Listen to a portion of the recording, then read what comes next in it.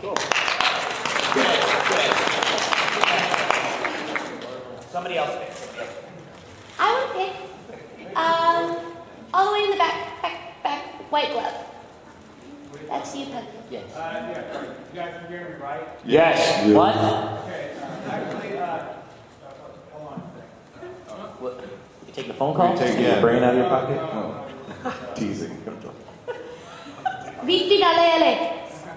Way to be prepared, dude, really. All right, okay. This one's for Brina. I actually got to see you at Anime USA, and I just want to tell everyone that funny outtake regarding GameStop. You remember? Oh, yeah. The worst flub that I've ever done on anything was when I co-host for GameStop TV. And the line was supposed to be, you can race up to 7 of your friends. And I accidentally said, you can rape up to 7 of your friends. I want that game. What game is that? It's a game called Rape Quest or something? Wow, what a liberal. Jack the Ripper? What was the name of that game? Now you know they were all so anxious to be your friend. Needless to say, I had to re-record that. That is the weirdest thing about going into GameStop to me is I am never in GameStop that I don't hear your voice. And I want to go, that's my friend. I know her. And then I'm like, Lucy is the HEB girl, and now you're the GameStop girl, so. Yeah, no, I get, I have the same thing sometimes, like, on the radio or on TV.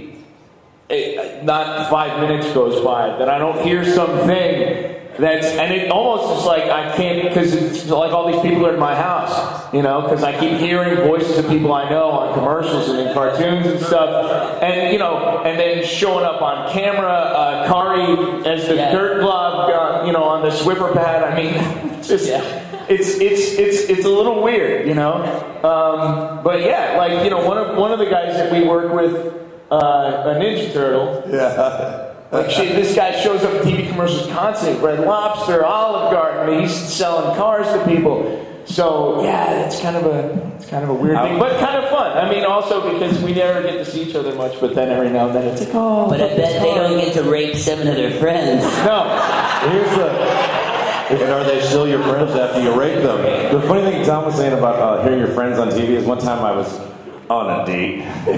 And I was kissing a woman, and I heard my friends on the TV, and I'm like, I cannot do this. I hear, like, my friends doing a JCPenney commercial, like, it was Meredith Zeitlin. Yeah. I'm like, Meredith Zeitlin's in my head. I can't. Well, you know what? No, I do have a quick funny story that's kind of like that. I was on an anniversary trip with my wife, I don't know, like 5 years back, maybe we went to New Orleans, and we were out, eating, drinking all day, and we're taking a little rest at the hotel room, and we're lying in bed. It's like 5:30 or something like that in the afternoon, and I've got like ESPN on TV. And it was like a direct TV system in the hotel, and this commercial comes on for like these videos, which is like kind of like a drag racing / Girls Gone Wild thing, and it's like, the girls of street racing, red line racing, blah, blah, this thing, and all of a sudden we're sitting there, and she's like snuggling up against me, and she's like, is that you? Like, yes. So I got a divorce. My Girls Gone Wild commercial came on, and it was kind of interrupted a little moment, but yeah. Questions? You in the front with so much pink on. Yes.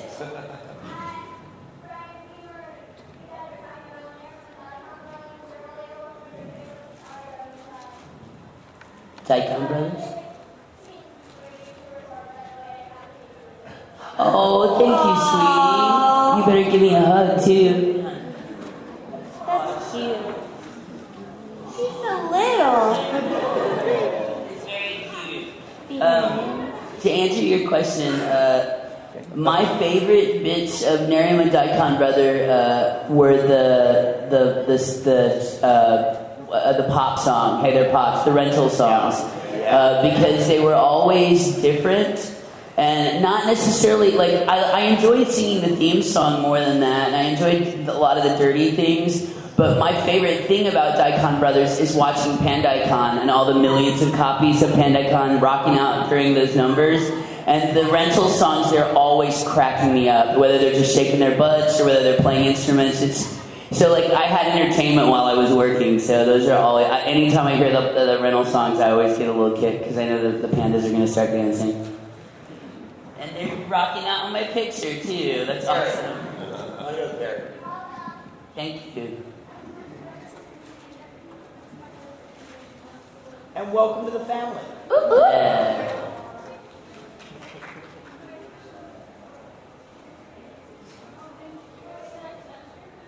Oh, wait. Pumpkinhead, you had your time. What's going on? Let's let the other go first. Wait a second. Okay. Oh, look at You're this. She's fine. giving her the snaps there. What? You're doing fine. It's all Don't feel bad. No cry. There's no crying in anime. Yeah. Actually, there's a lot. There's all kinds of crying. Teardrops on her head. All right, so. Little brown hat. What's your question, Mama?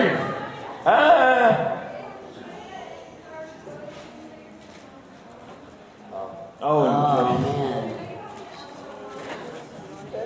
I don't remember, this is a really hard thing. We recorded Oron at a speed of light, so there's no way I would remember any of the lines verbatim. My favorite moment is a non-speaking moment. It's when the twins are eating that banana during the dance, and everyone's all formal and and you turn around and they're going... I was like, where did these guys get a banana at a formal dance? Be commoner. Don't beat that camera. There you go. That's not from the show. That's from your show. What about you? I have, my usual favorite kill your line, I don't want to say because you're very little.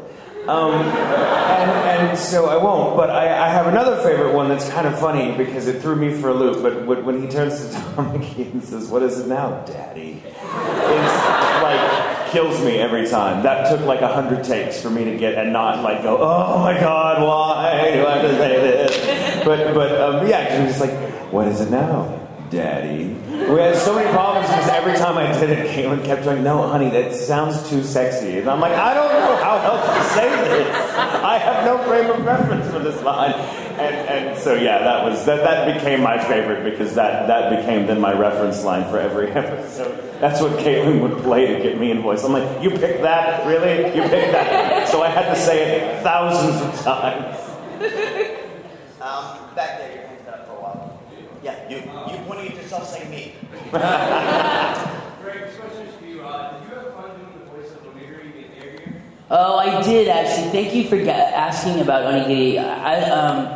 It's really weird. Male actors sometimes get really hung up on not wanting to play ugly or weird-looking characters. I love those characters. In that year, I played 4 characters that had those bubblegum lips. You know, that specific type of animation. And to a degree, Leo and Ghost Stories even had that same animation mouth. But Onigiri was so funny, and I just love that there was a story arc where he lost his girlfriend because he wasn't fat enough. I thought that was the coolest bit in the show, that she left him for a guy named Fatty Bucha, and he wasn't quite fat enough. But anytime you'd see him skating on his head, whoa, whoa, like going upside down, looking at girls' dresses and just being ridiculous. Those are great characters. It doesn't matter if I would want to be shaped like him or have his luck. He's a fun character to do. So yeah, thank you for asking about him. It was a fun show. Somebody else picked up. You in the front row, I'll pick you. Oh, well.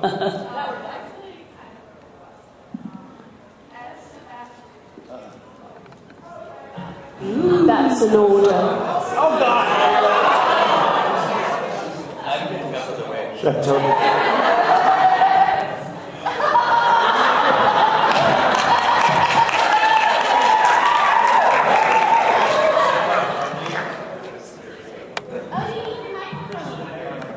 Come on, Jameer Tatum.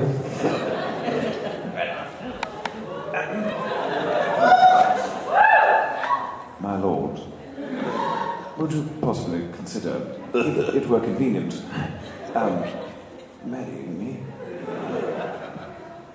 Will you still be my butler? One hell of a butler, naturally. Then of course. Oh, goody. She says yeah. Well, I think on that note is the perfect ending to a perfect panel. What do you guys think? Thank you all. Little soft monkey got girl. That was better than the royal wedding. Thank you guys so much for coming to the Voice Actor Roundup panel. We really appreciate all the support.